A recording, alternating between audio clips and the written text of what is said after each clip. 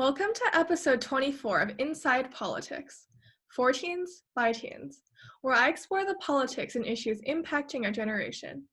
I'm your host, Christina Li, and today I'm focusing on the intersection of advocacy and policy.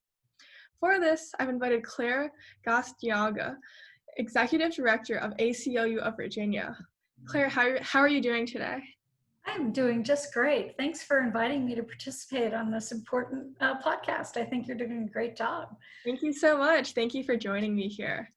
So let's jump right in. So could you describe your day-to-day responsibilities as the Executive Director of ACLU of Virginia? Sure. The ACLU of Virginia is one of 53 affiliates of the National American Civil Liberties Union.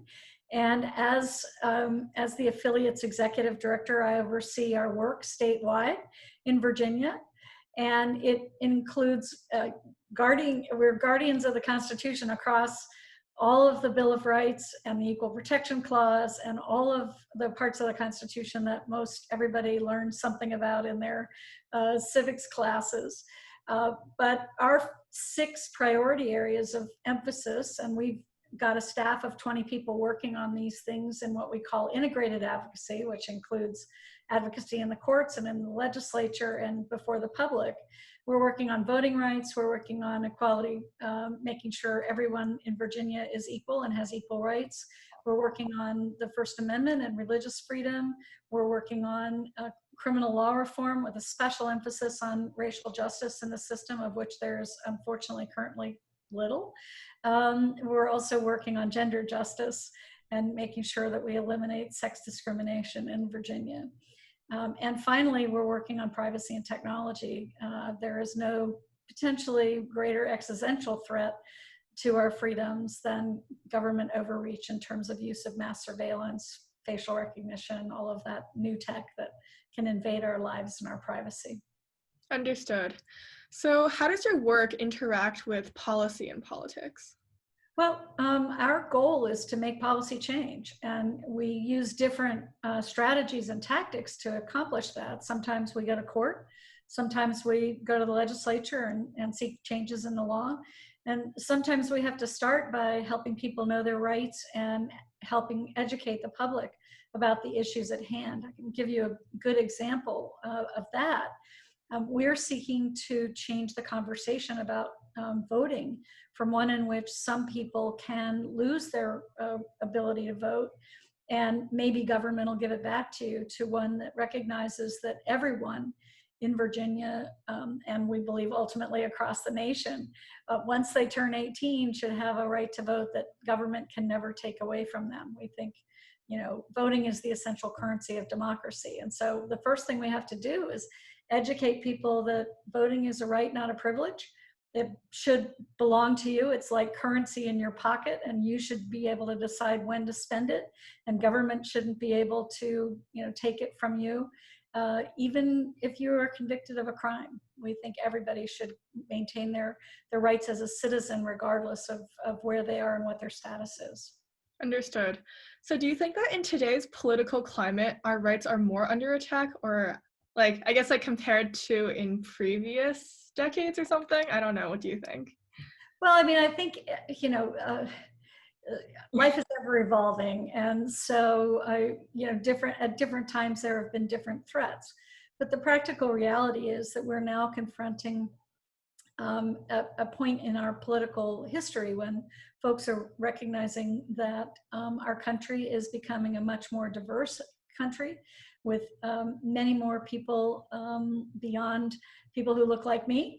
And anytime there is a perception that there's going to be a power shift, which there should be in a democracy as numbers change, obviously, folks get a little bit aggressive about trying to maintain their power. And in this case, the forces to try to maintain white supremacy are very strong. And it's up to all of us to make sure that we move to being a truly anti-racist country, and one in which everybody can participate as true equals. The unfortunate reality is that's not how our country started. And it's been an ongoing conversation since our first founding documents. And it's just work that's unfinished. And we have to, be honest about it and come to reconciliation and move ahead. And I think that means that there'll be challenges where people try to take away our rights in order to preserve their power, and we need to be guardians against that. Understood. So what does the work you're doing mean to you personally?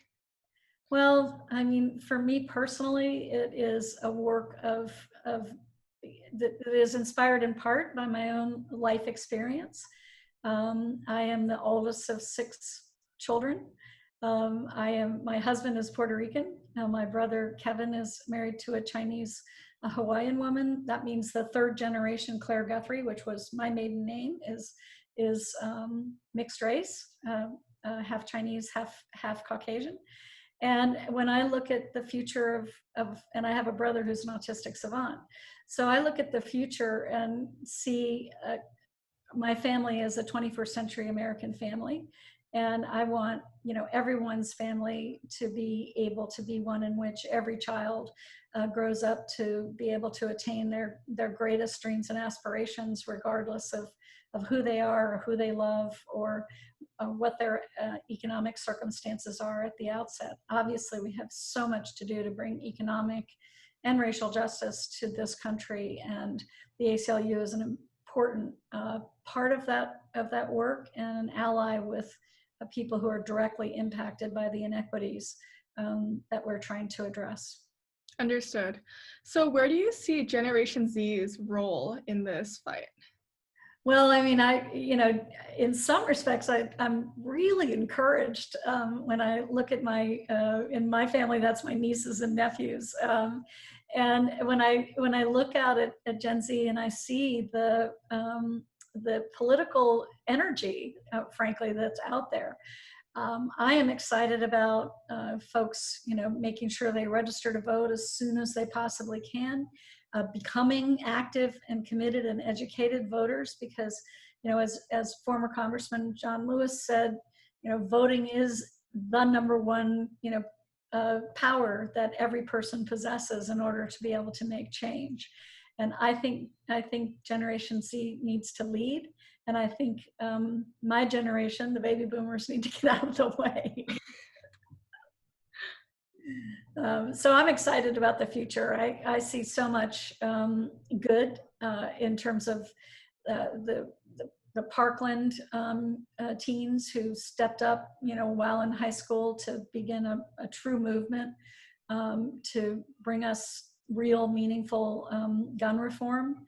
And just everywhere I look, there are Gen Z players out there. We have a very active group of Gen Z folks who are engaging with us in Virginia in our work at the ACLU. Understood. So I guess for those viewers who are watching who want to get involved, but they're not very sure where they should start, do you have any advice for them?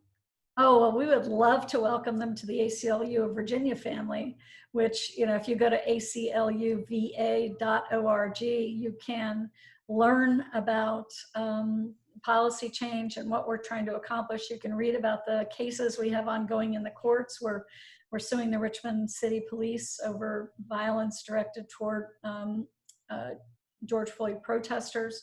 You can sign up for our email list. You can follow us on social media on all the platforms. We're just at ACLUVA. And you can sign up for our email list and get information on an ongoing basis. And finally, you can look at our action page and take action anytime. We're very active on Facebook and Twitter and Instagram, and so is our national organization. So if you follow ACLU, which is the national organization, and you follow ACLU of Virginia, you'll definitely be able to get a picture of what's going on nationally and what's going on in our state. Now, there are, as I said, 53 different affiliates, including Puerto Rico, and it is possible to follow the one that's closest to where you live just by looking for the ACLU that is affiliated in the District of Columbia or Puerto Rico or any one of the states. Okay, awesome. I think that's a great note to end on. We should take action and just start getting involved. So thank you so much, Claire, for being here with me today. I really appreciate it. Stay safe, stay healthy, and I'll see everybody next time on Inside Politics. Keep safe and be well. Hi everyone, this is Christina. Thank you so much for watching Inside Politics, and please feel free to check out the rest of the interviews on my channel. See you next time!